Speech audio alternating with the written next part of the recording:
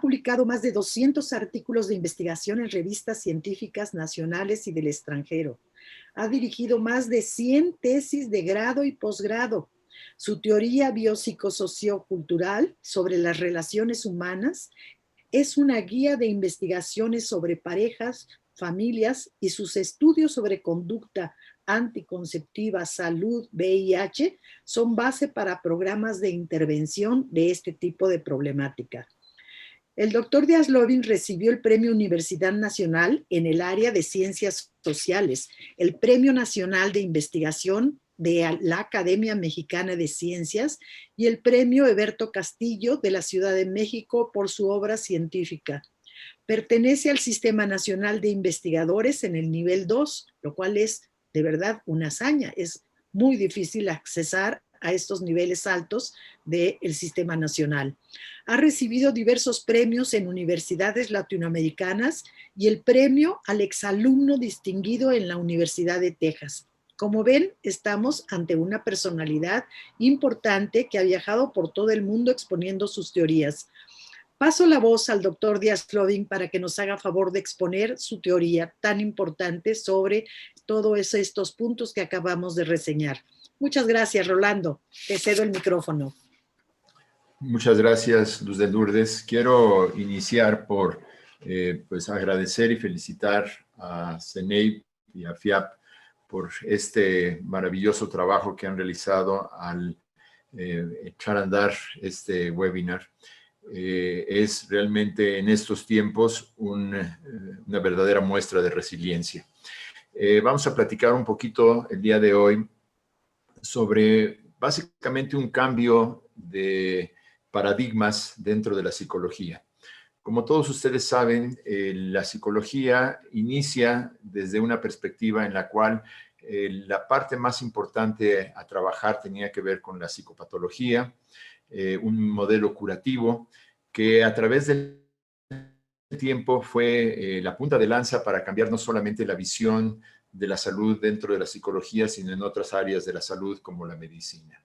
La idea no necesariamente es simplemente curar, sino buscar la manera de prevenir y de promover la salud en las personas. Con esto, a partir de los años 90, aparece una nueva visión en la cual la idea fundamental es buscar aquellas fortalezas que tienen los seres humanos para enfrentar diferentes situaciones complejas y no solamente salir adelante, sino salir fortalecidos. Y eso es precisamente lo que llevó a la creación de este concepto, de este término de la resiliencia. Para poder platicar un poquito sobre ello, tenemos que considerar que la resiliencia se refiere a un fenómeno que está en movimiento. La resiliencia no es una característica de una persona, no es una forma de responder a un evento particular, no es, digamos, una fotografía, es realmente una película en la cual la resiliencia se refiere a un fenómeno en el cual la persona tiene ciertas características, ciertas fortalezas que a la hora de enfrentar un estímulo aversivo le permiten salir fortalecido hacia el futuro. En ese sentido, vamos a tomar una visión, un contexto algo distinto de lo que tradicionalmente se había hecho en la psicología, que es pensar en realidad en un modelo que no solamente habla de esta perspectiva tradicional bioevolutiva, en la cual se percibe la parte biológica y la parte individual en su relación a la conducta, sino también tomar en cuenta aspectos de tipo cultural, aspectos sociales y el ecosistema en el cual se producen estas conductas. En ese sentido, lo que podemos indicar es que el trabajo implicaría de alguna manera considerar todas estas variables que aparecen en solamente algunas teorías. Por ejemplo, el trabajo de Bronfenbrenner en su teoría ecológica, el trabajo de Díaz Guerrero en su teoría histórico-biopsicosociocultural del comportamiento humano, el trabajo de Jerome Brunner en la vinculación de aspectos culturales a el conocimiento de las conductas. El objetivo central de la investigación que les vamos a presentar el día de hoy es determinar los efectos directos y mediadores del estrés, esa situación que provoca una cuestión negativa para el organismo, las características de afrontamiento o resiliencia ante estas variables y cómo estas se convierten en mediadoras del apego, que es una variable individual, las características de los individuos, algunos aspectos culturales, como por ejemplo el individualismo y colectivismo, y cómo todos estos a su vez afectan el bienestar subjetivo en una muestra de mexicanos. El modelo general que vamos a estar utilizando es el siguiente. La idea es poder predecir la satisfacción con la vida, en un principio con aspectos individuales como el apego seguro o inseguro, características culturales reflejadas en las características individuales, porque se puede hablar de una cultura que pueda tener ciertas características y estas a su vez afectar cómo se desarrolla un individuo dentro de esa cultura.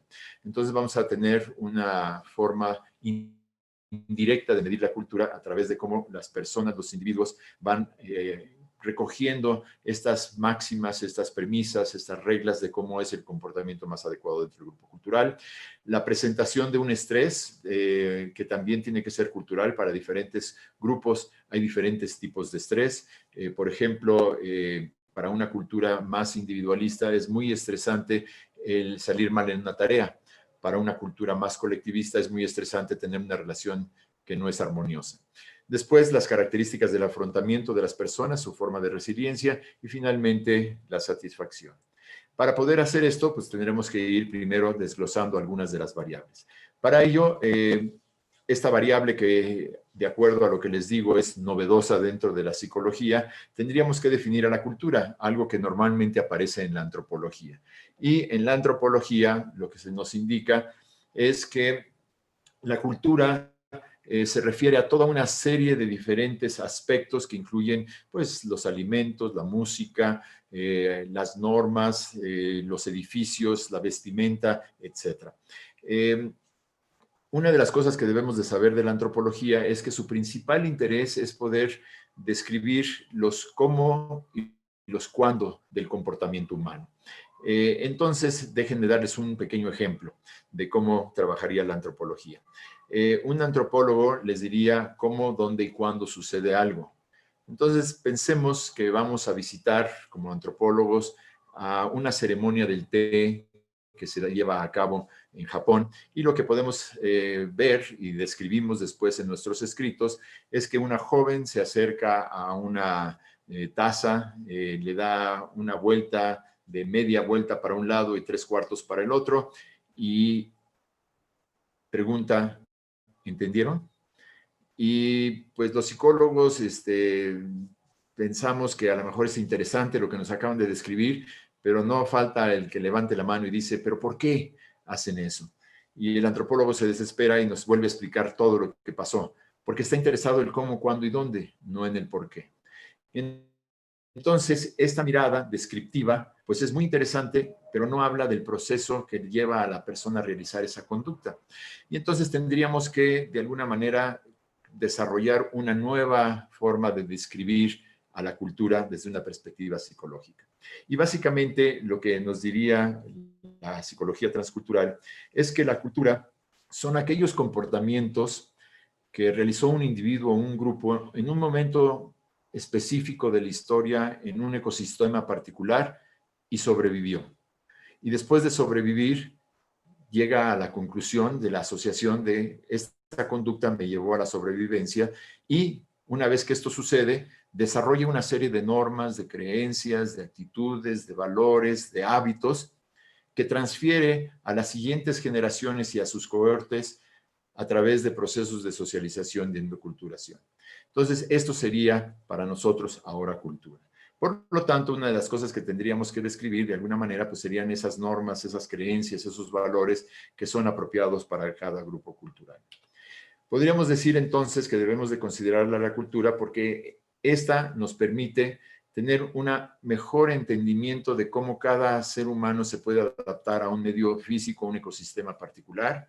De hecho, en términos de resiliencia, hay una serie de estudios realizados por González Arratia, en el cual se reconoce el papel del ambiente y el ecosistema en interacción para poder salir adelante. Por otra parte, Díaz Guerrero en varios escritos nos indica que los individuos se van desarrollando en una dialéctica constante entre lo que él llamaría las premisas históricos socioculturales, es decir, las normas y creencias que rigen nuestro comportamiento, y las necesidades biopsíquicas de cada individuo, es decir, esas diferencias que tienen que ver con el temperamento.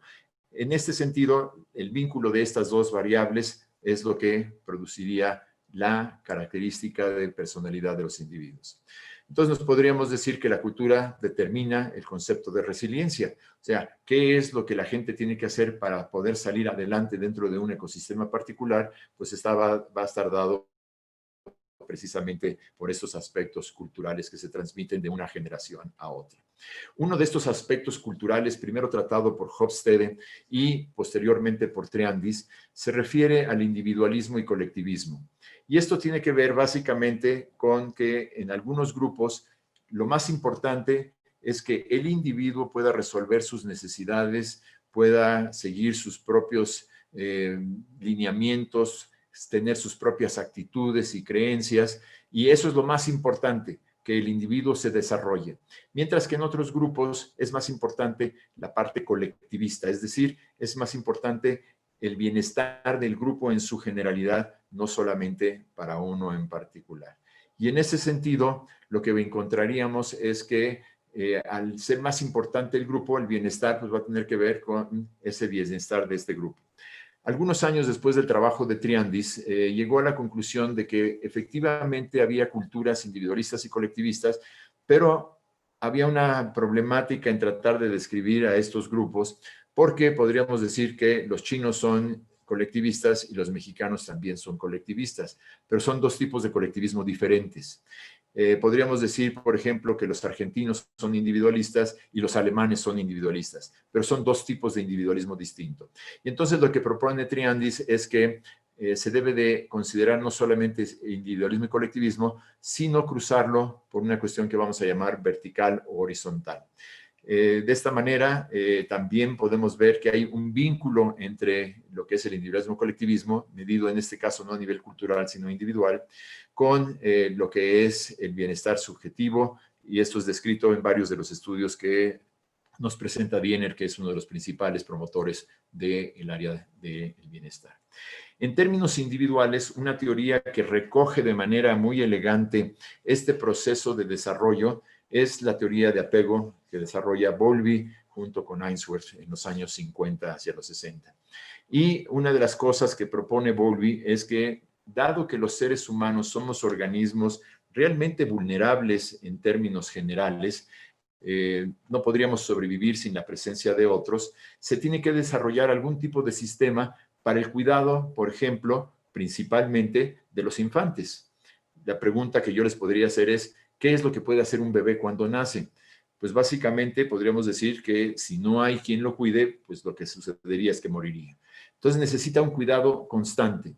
Entonces déjenme darles un ejemplo de cómo funcionaría este sistema de apego que parece generalizable a cualquier situación, pero no lo es. Yo les podría preguntar si alguno de ustedes estaría dispuesto a salir en una segunda cita romántica con una persona que la noche anterior los vomitó y les gritó toda la noche. Me imagino que la respuesta sería no. Sin embargo, los papás y ahora los abuelos regresamos noche tras noche a ese mismo estímulo. ¿Qué es lo que hace que ese estímulo que podría parecer aversivo en ciertas situaciones sea un estímulo que nos lleve a un cuidado? Pues es precisamente este desarrollo de un sistema de apego. Lo que propone Bowlby, que es realmente fascinante para el tiempo en que lo propuso, es que dependiente de las características del individuo, hay algunos organismos que son más irritables que otros, por más talco que se le ponga al bebé, sigue llorando. Otros que pueden enfrentarse a situaciones de este tipo y salir adelante. En la interacción con su cuidador primario, va desarrollando esquemas cognitivos que le van a ayudar a través de la vida a tratar de interpretar la información que se le está presentando. Entonces, en esa situación de interacción, si tenemos algo en lo cual podemos tener una situación en la que el cuidado en la historia temprana es a veces compulsivo, es a veces negligente, pues se favorece la posibilidad de que el infante cuando crezca pues vaya a ser ansioso. Si tenemos un bebé que llora todo el tiempo y lo cambiamos y le cantamos y lo sangoloteamos y sigue llorando, pues llega un momento en que el cuidador, si no es muy paciente, pueda desesperarse y lo deja. Y después, cuando se queda dormido el bebé, pues está preocupado el cuidador y va y lo mueve. Entonces, ¿qué aprende este bebé? Pues que no hay contingencia entre mis necesidades y lo que me da el medio ambiente. En palabras de Bowlby, podríamos decir que este objeto de amor no es permanente y por lo tanto lo que desarrollaría sería un estado de ansiedad constante. Ansioso porque no sé si mi cuidador se va a ir y ansioso porque cuando no está, no sé si va a volver. Otro tipo de situación sería una en la cual siempre que hay una necesidad por parte del infante, hay un cuidado inmediato. Y cuando no hay necesidad, se le deja en paz. Y esto lo que procura es un estilo de apego seguro, que produce personas que van a ser más tranquilas y creativas y productivas cuando están solos y amistosos y afectuosos cuando están en compañía. Es decir, un apego seguro es un apego que tiene un objeto de amor permanente. Si lo necesito, sé que va a estar ahí cuando yo lo necesite. Y finalmente, lo que indican Bowlby y Ainsworth es que aquellas situaciones en las cuales hay una persona que recibe un castigo muy fuerte en su proceso de desarrollo, este desarrolla una protección, una barrera de protección que le indica que no es adecuado estar interactuando con otros.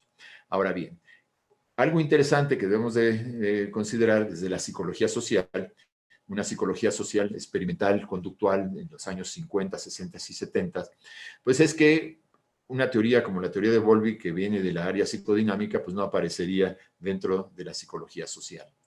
Sin embargo, apareció un fenómeno bastante interesante, que es un joven, Phil Shaver, que crece en Nueva York, se forma dentro de la corriente psicodinámica y después hace un doctorado en psicología social y presenta a los psicólogos sociales en los años 80 esta que es ahora una maravillosa teoría del apego para entender las relaciones entre adultos.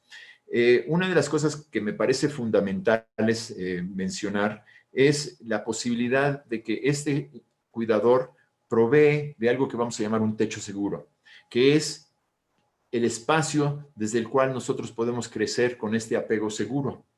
Y entonces, ¿qué es lo que implica un techo seguro? Pues la presencia de protección y asistencia, pero no es nada más protección y asistencia en todos los casos, bajo todas las posibilidades. Hay una apertura a la expresión de pensamientos y sentimientos por parte de la otra persona, se le muestra interés en los problemas del infante y se le validan sus preocupaciones, se da la sensación de confianza en las capacidades que puede tener el infante para superar eventos estresantes, se permite reafirmar y asegurar el valor del infante, se le provee cercanía física y afecto y también, en aquellos casos que es necesario, asistencia instrumental. Pues presento esto porque me parece muy interesante pensar en esto como la posibilidad de crear programas de intervención que normalmente utilizarían los padres de apego seguro para sus infantes, pero que ahora podríamos utilizar dentro de la psicología para apoyar y ayudar a aquellos que están desarrollándose en algún campo. Ya para los años 90, una psicóloga social canadiense, Bartolomeo, pensó que además de este estilo de protección total, habría algunas personas que podrían sentirse, pues básicamente bien, contentas cuando están solos. Y entonces lo que propone es que hay dos ejes que están atrás del estilo de apego. Lo que propone es que hay un eje de ansiedad que va de mayor ansiedad hasta tranquilidad y un eje que va desde mayor necesidad de intimidad hasta soledad. Y con esto forma ahora 4 grupos, añade un grupo nuevo de apego. Estos apegos se refieren entonces a una persona que tiene alta ansiedad al mismo tiempo que busca intimidad, pues sería una persona que se llamaría ansiosa ambivalente. Una persona que es tranquila, que está bien cuando está sola y está bien cuando está con otros, le gusta la intimidad, pero está tranquilo todo el tiempo, sería una persona con un apego seguro. Una persona que se siente ansiosa de no volver a ser lastimada en el futuro y entonces procura la soledad, pues sería alguien temeroso. Y finalmente alguien que procura la soledad porque está tranquilo y es más creativo, productivo bajo esta situación, pues sería una persona evitante. Entonces, esto es en cuanto a los estilos de apego, una de las variables que estamos proponiendo para el modelo. En términos de apego y resiliencia, pues lo que podemos ver es que la presencia de otros que pueden significar un sostén, pues va a ayudar a sobrepasar adversidades, es decir, esa sensación de apoyo cuando realmente lo necesito, pues puede ayudarnos a enfrentar los problemas de la vida. De hecho, un apego seguro pues, permitiría mitigar el impacto de situaciones desestabilizadoras porque no solamente necesito el apoyo de otros, sino sabría cómo buscarlo y en qué momento buscarlo. En términos de lo que se refiere a ese evento que de alguna manera dispara la presencia de una problemática que puede provocar ira, ansiedad, depresión, etcétera, pues está el espacio de un estrés percibido. Y es importante indicar estrés percibido porque no todos los estímulos son igual de impactantes para todos dependiendo de las características que cada uno tiene. De hecho, podríamos hablar de un nivel de estrés óptimo. El estrés óptimo es cuando la problemática que se me presenta es equitativa, es igual a las fortalezas que yo tengo para poder enfrentarla. Y entonces, pues lo que trataríamos de ver es cuáles son los recursos de enfrentamiento que pueden tener las personas ante estos estímulos que se presentan en la vida que pueden resultar estresantes. Para algunos podría ser perder su trabajo, para otros perder a una persona querida, para otros podría tener una separación, para otros podría ser tener una relación interpersonal que no sea apropiada. En términos de la resiliencia, pues podemos hablar de que se ha definido como esta capacidad humana de asumir con flexibilidad situaciones que son fuertes, que son límites y cómo sobreponernos a ellas. Desde una perspectiva más psicológica, se nos indica que es la capacidad que tendrían los individuos para la interacción de factores de riesgo y de protección, tanto internos como externos al individuo, que se ponen en juego para modificar los efectos de los sucesos adversos de la vida, lo cual implica un conjunto de atributos intrapsíquicos, internos, las capacidades y esas fortalezas que tienen las personas, sociales y culturales. Por ejemplo, yo podría tener apoyo de mi pareja, podría tener apoyo de mis hijos, podría tener apoyo del sistema, que posibilitan al individuo interactuar en el medio y ajustarse a los cambios y demandas de diferentes situaciones de forma positiva. Por tanto, pues es un proceso, es la compleja transacción entre ambos y es lo que permite enfrentar las situaciones de adversidad. Esa sería una definición desde la perspectiva psicológica. Finalmente, el bienestar subjetivo como nuestra variable de salida tiene varios aspectos. Inicialmente, en los años 70 y 80, más en manos de economistas y algunos sociólogos, se hablaba de calidad de vida. Y lo que se indicaba es que la calidad de vida debería depender básicamente pues, de enseres e insumos. Es decir, si ustedes tenían más focos en su casa, si tenían un piso de diferentes características, si había más baños o menos baños, si tenían refrigerador, cosas de este tipo, eso debería determinar qué tan contenta la gente estaba con la vida. Pero para los años 70 y 80 se empezaron a dar cuenta en varios estudios que esto no necesariamente era así, que había gente que podía vivir en situaciones bastante complejas, con bastante aparente estrés, sin muchos insumos, y a pesar de eso indicar que se sentían bien con la vida.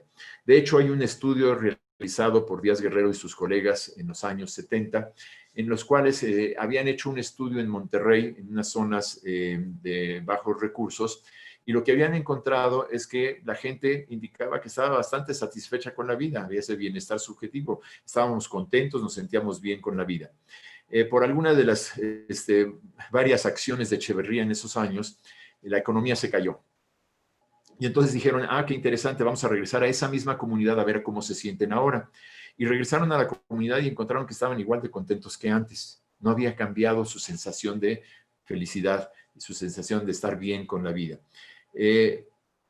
Una de las variables adicionales que habían medido en el estudio inicial es una cosa que se llama el Gray Sustain. Básicamente se refiere a qué tanto apoyo recibes de aquellos que están a tu alrededor. Y lo que encontraron es que el nivel de bienestar se mantenía estable antes y después de la caída económica, pero la cantidad de personas de las cuales dependía la gente había incrementado. La red de apoyo se había hecho más amplia. Y entonces, pues, el bienestar subjetivo, pues, va a tener que ver con qué tan bien de pienso que estoy, el componente cognitivo que tiene que ver con la satisfacción con la vida, pero también va a haber un componente afectivo que podemos medir ahora, que es qué tan bien, qué tan contento, feliz, qué tan agradable es la situación, y el afecto negativo que puede indicar pues qué tan estresante, qué tan difícil, qué tanto me produce ansiedad y irritación esta situación. Debo de indicarles que es importante medir estos dos componentes porque podría haber una situación en la cual no hubiera afecto negativo, pero tampoco positivo. Es decir, una situación en la cual no hay cosas, no me siento ni bien ni me siento mal. Hay casos también en donde hay personas que tienden a ser muy bipolares, se sienten muy bien y se sienten muy mal. Entonces van y vienen en esta situación, por lo tanto es importante medir los dos aspectos. Para este estudio, junto con la ayuda de dos colegas de la Autónoma del Estado de México, y en estos tiempos hicimos un levantamiento de datos a través del Internet. Estas son las características de las personas que participaron. Tenemos 287 con un muestreo pues más o menos amplio. Tenemos personas que van desde los 18 hasta los 71 años de edad, con una media de 35 y una desviación estándar de 14. La escolaridad, desafortunadamente por estos medios, pues se incrementa. Hay más personas que tienen acceso a la posibilidad de ingresar a estos espacios, a contestar nuestras encuestas que tienen más estudios, pero nos es también pues bastante halagador el que también hubiéramos tenido personas de primaria y de preparatoria en números grandes que hayan contestado, lo cual nos indica que esto se parece más a la población general. México, a pesar de todos los esfuerzos, se nos indica que siguen siendo 9 años la media de educación. Ahora, para poder medir las diferentes variables, hay varios aspectos a considerar. Uno, siempre se habla de validez y confiabilidad de los instrumentos a utilizar, pero hay otros dos aspectos que se deben de considerar, que son qué tanto estos instrumentos no solamente son válidos y confiables, sino también son relevantes y de alguna manera, pues, importantes para la persona que nos lo está contestando. Es decir, que sean culturalmente relevantes y sensibles. En ese sentido, la forma que nosotros utilizamos es que vamos de lo cualitativo hacia lo cuantitativo. Para cada escala que utilizamos, primero hacemos investigación de tipo cualitativa, hacemos redes semánticas, hacemos grupos focales, hacemos entrevistas a profundidad y con base en ello vamos identificando cómo es que el fenómeno que nos interesa estudiar se manifiesta dentro del grupo cultural con el que vamos a trabajar. Entonces, ese es uno de los caminos que seguimos. El otro es en casos en los cuales estamos utilizando algún tipo de instrumento que haya sido desarrollado en otro grupo cultural o lingüístico, hacemos todo un proceso para poder identificar si realmente no solamente tienen características psicométricas robustas, sino además si estas tienen lo que podríamos llamar validez de fascia. Es decir, parece ser que efectivamente están midiendo aquello que queremos medir. Entonces, para la escala de apego, una escala para adolescentes y adultos, desarrollamos un instrumento que incluye el apego seguro, el apego preocupado, el apego inseguro, temeroso y el evitante. Y tienen aquí algunos ejemplos de los ítems que desarrollamos. Me preocupa expresar mis sentimientos porque no confío en las demás personas, pero me gustaría que las demás comprendieran lo que siento emocionalmente. Ahora, cualquiera de ustedes que se dedique a la psicometría inmediatamente me va a regañar porque van a decir, ese es un reactivo bastante complejo. Efectivamente, es complejo porque tiene dos diferentes componentes. ¿Cómo me sentiría si estuviera con otros y cómo me sentiría si estuviera solo? ¿Y qué es lo que me produce ansiedad o no ansiedad? Para la escala de individualismo-colectivismo también desarrollamos un instrumento que contiene el colectivismo horizontal, el individualismo horizontal, el colectivismo vertical y el individualismo vertical. Algunos ejemplos es, tomo en cuenta a los demás en la toma de decisiones, este sería una situación colectiva, o me preocupa el qué dirán, que también en este caso es un reactivo de la escala colectiva. En términos del estrés percibido, tenemos un instrumento desarrollado por Sanz Carrillo y sus colegas, en el cual se miden varias dimensiones, por ejemplo, tensión, irritabilidad y fatiga, aceptación social de conflictos, la energía y diversión y la sobrecarga, la satisfacción por la vida, y algunos ejemplos de reactivos sería: se siente descansado, se encuentra sometido a situaciones conflictivas. En términos de la resiliencia, utilizamos la escala desarrollada por González Arratia, una de las colegas con la cual hicimos esta investigación. Tiene varios factores, tanto internos como externos, así como niveles de empatía, que sería qué tanto la gente es capaz de ponerse en el lugar de las problemáticas de otro.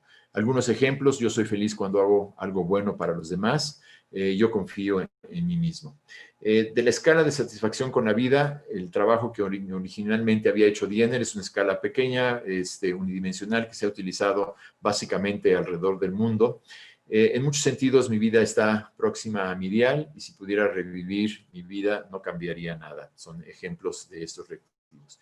Y finalmente, para el afecto positivo y negativo, hay una serie de adjetivos que describen cuáles son las sensaciones que están teniendo las personas. Por ejemplo, en la afectividad positiva: estoy interesado, estoy feliz, estoy contento, estoy realmente gozando. Y en la parte negativa, cuestiones como tenso, ansioso, preocupado, etc. Ya para poder utilizar todos estos instrumentos en esta población, se hizo la aplicación. Hicimos una serie de análisis que en primera instancia requirieron hacer análisis factoriales de segundo orden.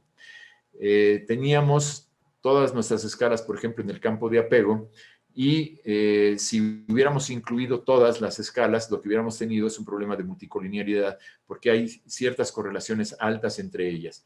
Entonces, lo que encontramos básicamente es que tenemos dos aspectos diferentes del apego: un apego seguro, la gente que se siente bien cuando están con otros y bien cuando están solos, y un apego inseguro, aquellas personas que constantemente tienen prendido su sistema de apego. Están siempre preocupadas, siempre ansiosas, porque la gente no los quiere lo suficiente, porque la gente no los apoya lo suficiente, y esto sucede cuando están las personas con ellos y también cuando estas personas se han ido. En términos de la parte que tiene que ver con el individualismo-colectivismo, lo que encontramos es que se formaba una escala del individualismo vertical tradicional: aquellas personas que dicen yo soy mejor que los demás, y además no hay nadie más que se parezca a mí. La situación: no solamente soy importante como individuo, sino además soy más importante que cualquier otro individuo. Y se nos juntaron todos los horizontales, tanto los que se decían es importante que yo sea un individuo, pero reconozco las aportaciones de los demás, como los que dijeron, pues lo más importante es el grupo, y por lo tanto, pues hay que confiar en el grupo completo. Entonces, lo que tenemos son dos dimensiones: una de individualismo, colectivismo horizontal, y una de individualismo vertical. En términos del estrés, se nos formó una escala que unía todos los diferentes tipos de estrés. Entonces, lo que tenemos es una calificación que va desde muy bajo estrés hasta muy alto estrés. En términos de las tres escalas de resiliencia, las fortalezas internas, las externas y la empatía, también se nos conformó un solo factor. Y pues satisfacción con la vida es la escala de Diener, que era simplemente de un solo factor. Debo primero llamar su atención a este cuadrito que está en la extrema derecha, en la parte inferior, en verde, lo cual nos indica básicamente la relación múltiple entre todos los predictores y la satisfacción con la vida, y esta nos indica un valor de 0.69 y un coeficiente de determinación de 0.47. Es decir, el modelo explica el 50% de la varianza de la satisfacción con la vida del grupo que las personas que nos contestaron. Es decir, tenemos realmente un modelo que está haciendo una predicción muy apropiada de la satisfacción. A la hora de desglosar el modelo en sus diferentes componentes, lo primero que les quiero señalar es, por ejemplo, cuando hablamos de apego seguro e inseguro, si ustedes ven las líneas del apego seguro e inseguro hasta la satisfacción con la vida, lo que pueden ver es que los valores son muy pequeños, 0.07 y menos 0.05.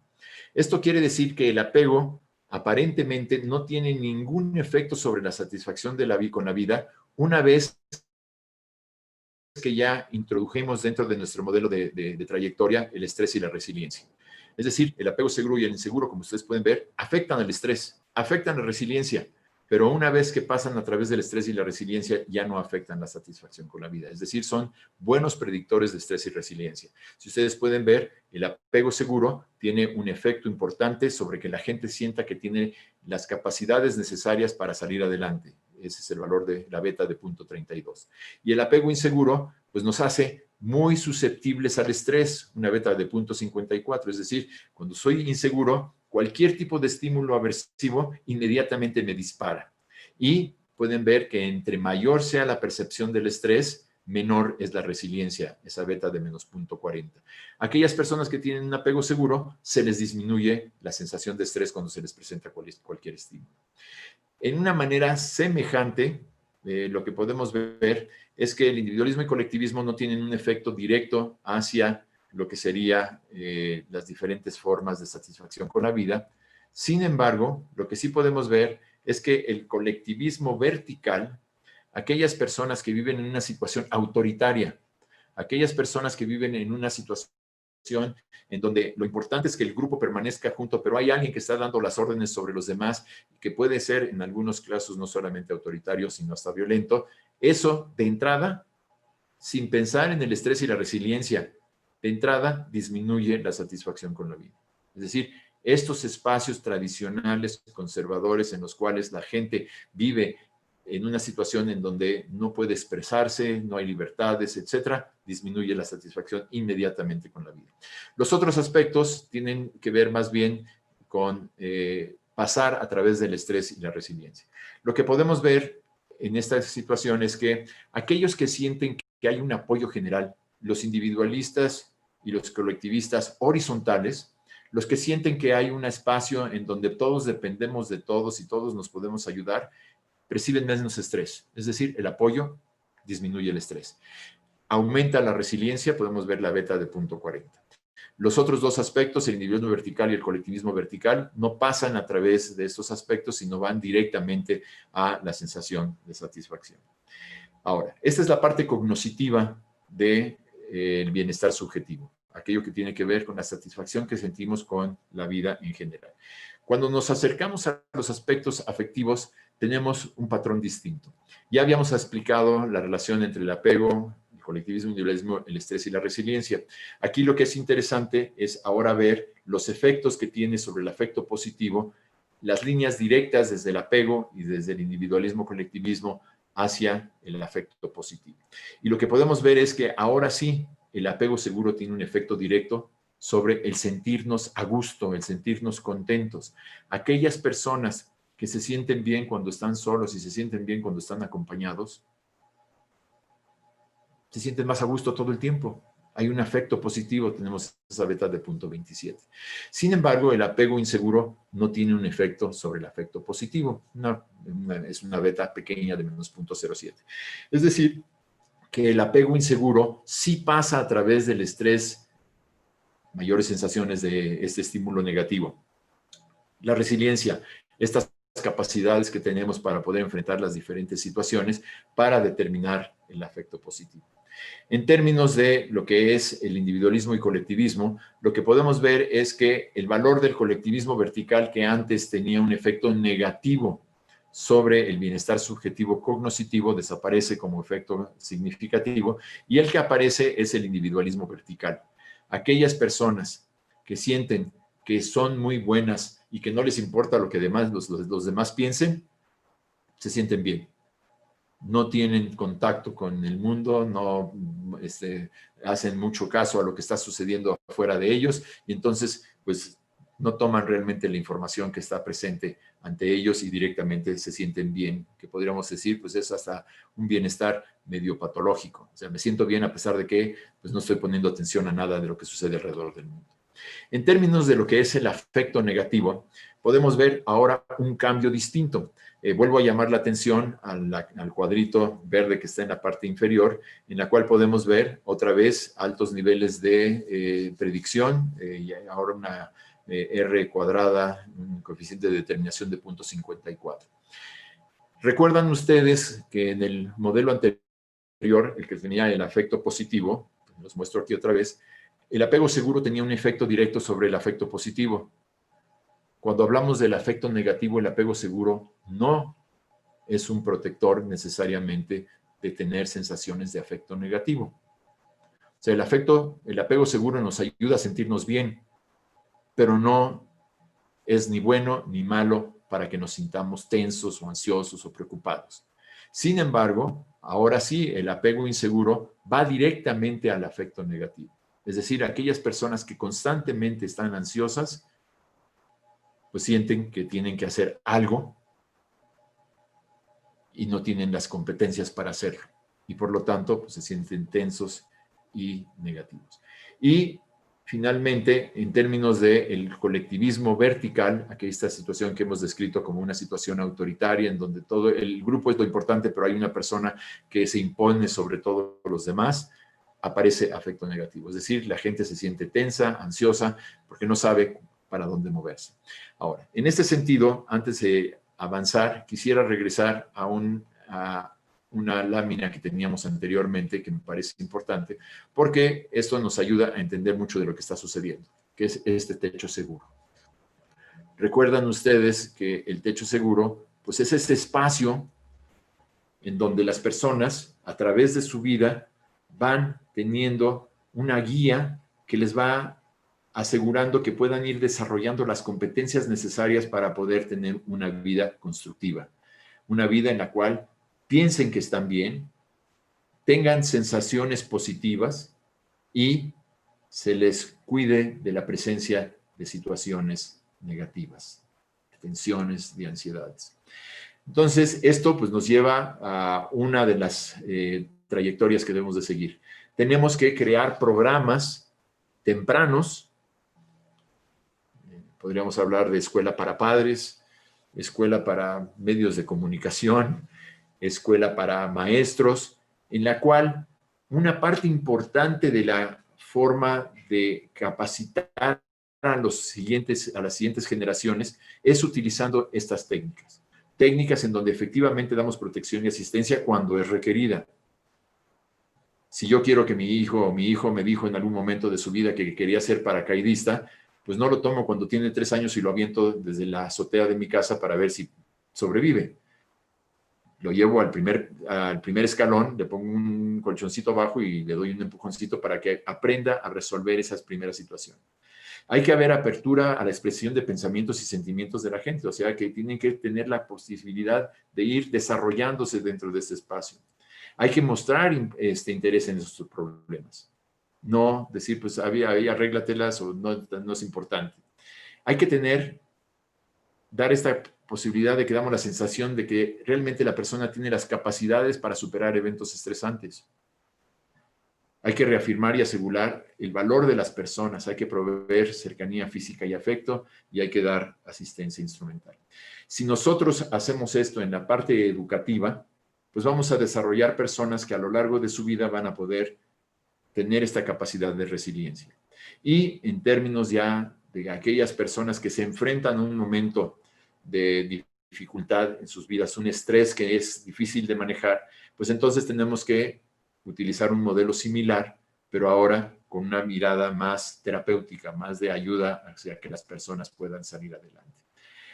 Los dejo mientras ustedes hacen algún tipo de preguntas, algún tipo de afirmaciones, con algunas referencias, se los voy a ir dejando y se los pasaré poco a poco, para que ustedes puedan ir, si están interesados, recogiendo algo de la literatura, pues para que ustedes puedan ingresar a este campo tan interesante en el cual estamos imbuidos en este momento.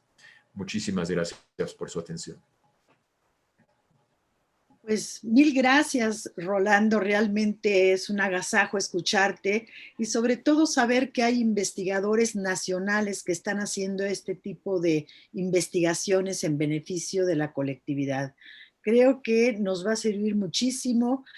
Ojalá pudiéramos pues pasarle todas estas referencias. Sé que son 3 diapositivas que tú pusiste referencias desde la A hasta la Z casi, y son muchísimas, y pues las personas que estén interesadas, al final el doctor nos va a dejar su correo electrónico para que quienes quieran participar, ya sea haciéndole preguntas directas al doctor Rolando o pidiéndole algún tipo de bibliografía, sobre todo, pues todos los cuestionarios, las escalas, tanto individuales como las de estrés percibido y todas estas que ustedes están desarrollando, que creo que cualquier persona que quiera hacer investigación parecida a esta, pues puede intentarlo utilizando también aquellas escalas nacionales probadas con población nacional, porque qué cantidad de escalas y de pruebas utilizamos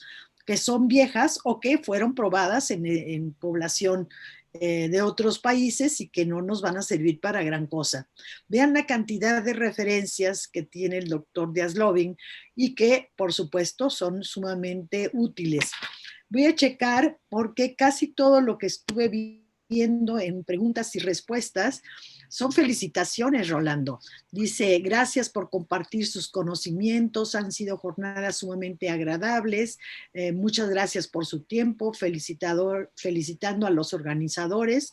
Bueno, se está conectando gentes de diferentes países, de diferentes lugares del norte y del sur, y creo que todo esto pues son reconocimientos a una tarea de ¿cuántos años llevas ya en la UNAM, Rolando? Pues ahorita ¿35, 40? van 40. Dale, yo me quedé en 38 y ya dije gracias. Pero sí, creo que es toda una vida de experiencia y has transitado por diferentes campos en los cuales hemos coincidido en algunas ocasiones. Bueno, por favor les pido, si alguien quiere hacer una pregunta, porque hasta lo que alcanzo a ver son todas felicitaciones. Felicidades y gracias por sus aportaciones desde la UPAEP Puebla, nos dice Ana María Herrera. También, bueno, te felicitan desde Guatemala, desde diferentes partes. Si alguien tiene una pregunta, el doctor terminó muy a tiempo, no le tuvimos que recordar que ya era el tiempo necesario para terminar. Tiene muy bien medidos sus tiempos, eso nos habla precisamente de la práctica y la experiencia de tantos años, sabe medir el tiempo desde acá arriba. Y por supuesto que ahora el tiempo es de hacer preguntas, ¿sí? Si no hay preguntas, yo tengo por ahí una pregunta. Claro. Tú dijiste que era importante dar capacitación para poder tener pues esta protección y asistencia, ¿cierto?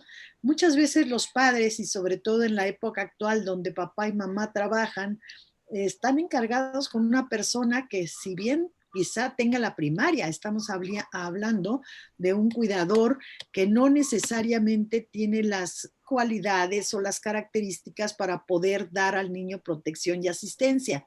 ¿Qué tendríamos que hacer ante una realidad nacional y más ahorita con la pandemia? Bueno, yo creo que deberíamos de iniciar por un cambio de enfoque. Hay un estudio muy interesante que pueden ustedes buscar de la Universidad de Harvard, que empezó ya a estas fechas, debe de haber sido hace como unos 100 años, en ese tiempo,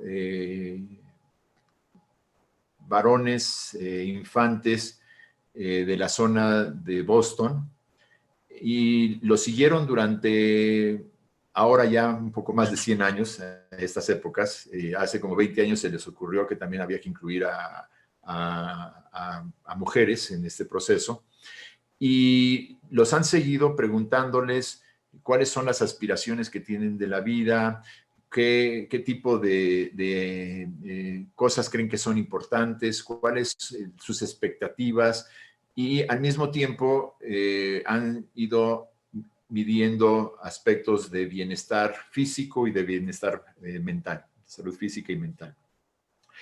Y de una manera muy consistente, lo que han encontrado es que la gente que tiene mayor salud física y mental, mayor bienestar subjetivo, mayor felicidad, no son las personas que hicieron más dinero, no son las personas que recibieron mayor cantidad de pues felicitaciones por sus logros instrumentales, podríamos decir, de la vida, sino que las personas que viven mejor son las personas que han tenido relaciones positivas, estables a lo largo de la vida. Y entonces eso pues nos cambia todo el esquema, porque tenemos un esquema en donde impulsamos fundamentalmente esta parte de logros instrumentales. O sea, que salga bien en la escuela en la parte de aprovechamiento, aunque en conducta tengamos un problemón y decimos, bueno, lo que pasa es que es tan inteligente que se aburre con todos los otros y tiene que hacer travesuras, pero a veces no son travesuras, son maldades. Ponemos el énfasis en lograr tener bienes materiales, no tanto en la capacidad que podemos tener de tener relaciones armoniosas. Un poquito como la escala, la pirámide de Maslow, de ir teniendo estos logros hasta la etapa final de la autoactualización, pero nos quedamos nada más en una etapa en ciertos grupos culturales, que es la etapa que tiene que ver básicamente con el desarrollo individual. Y entonces esto causa un problema muy fundamental en aquellos espacios, en aquellos grupos en donde el énfasis es exclusivamente en el logro personal. Lo que se ve es que para cuando estas personas tienen 50 años, investigaciones de John Cacioppo en la Universidad de Chicago, tienen una enfermedad mortal, se llama soledad. Y literalmente es mortal. La gente en Estados Unidos a los 50 años que está sola, se viene abajo en todos los diferentes aspectos. ¿Por qué? Porque estuvo persiguiendo la zanahoria toda la vida y a esa hora ya se acabó la zanahoria y entonces ya no tiene nada más que tener. En nuestras culturas más colectivistas, hay un secreto muy interesante de estos datos. Las culturas colectivistas que tienen una situación autoritaria producen cogniciones de bienestar negativo y producen afecto negativo.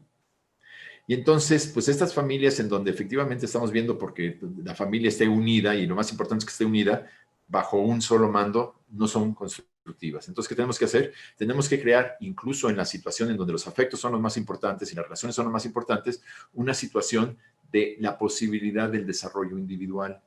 Pero un desarrollo individual dirigido no a la persona, a su ego, sino al bienestar del grupo.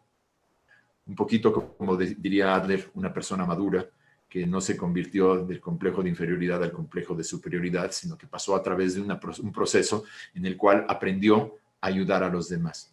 Entonces, yo creo que en ese sentido, pues sí necesitamos una revolución cultural.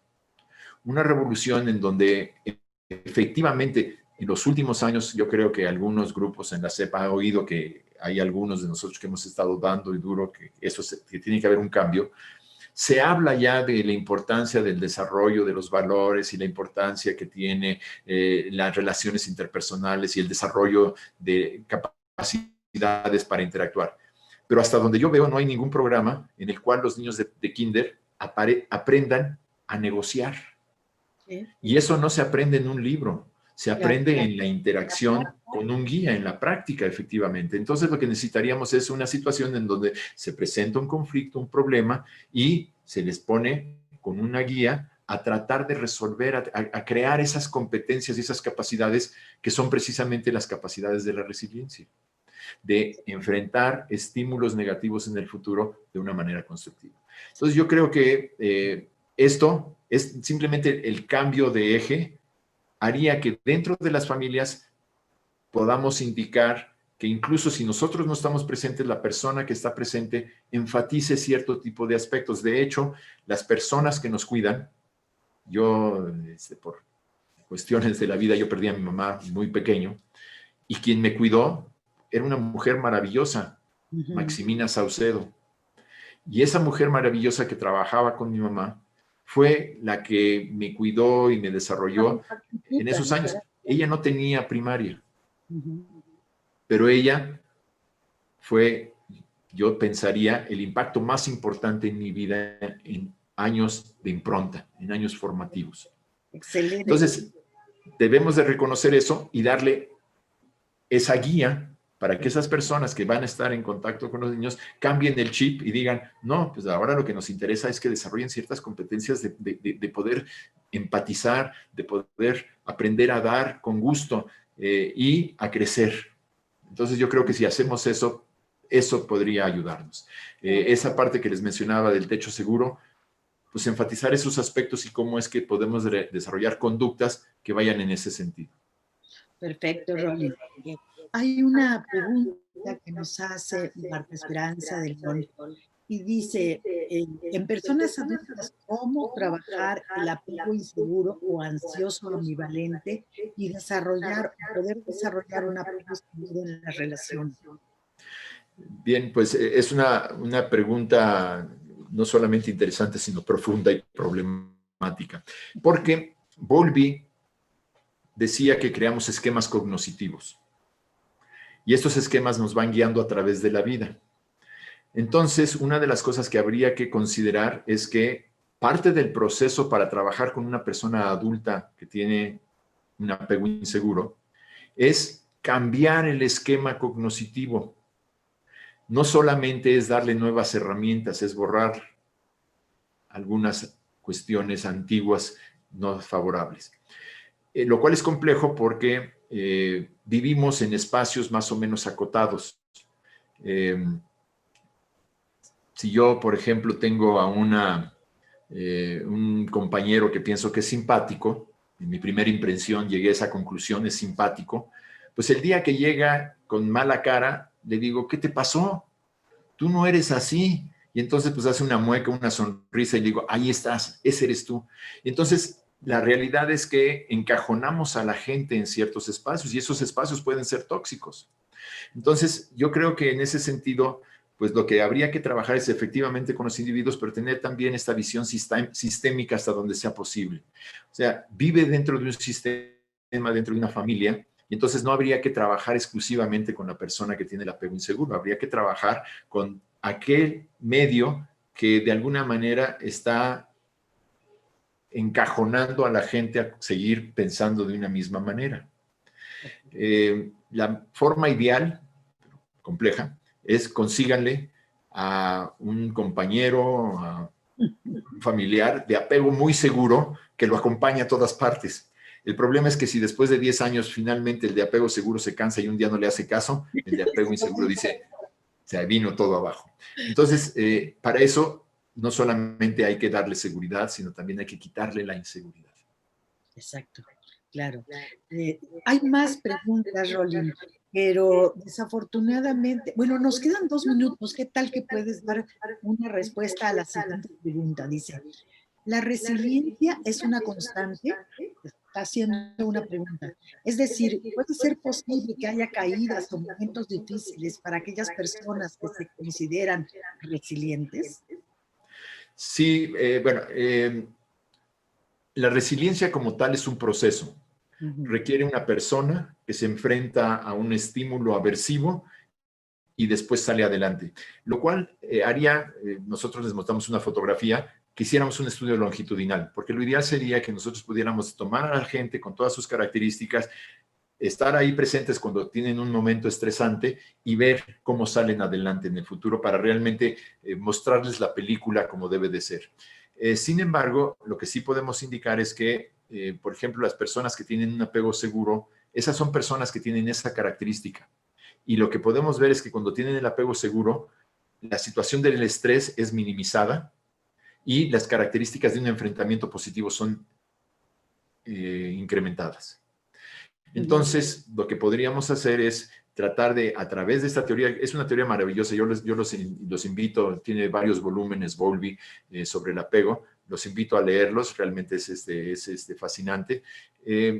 Podría ser una herramienta, trabajar sobre el apego para desde ahí, dando un piso seguro y un techo seguro, poder ayudar a la gente a que desarrollara las competencias de enfrentamiento que están vinculadas a la resiliencia para que pudieran enfrentar situaciones de estrés de una mejor manera.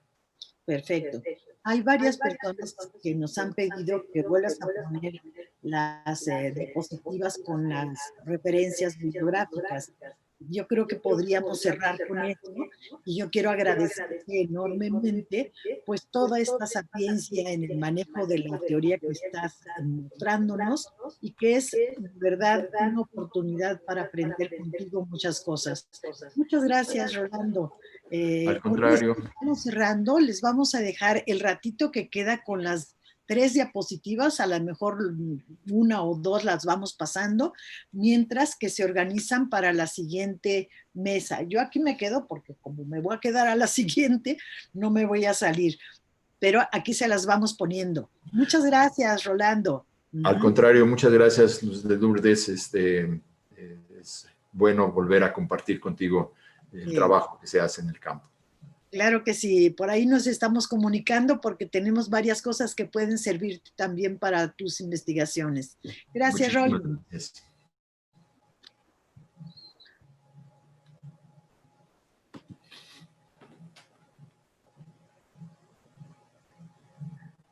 Bueno, vamos a salir de aquí para poder abrir la otra, porque si no, no se puede abrir.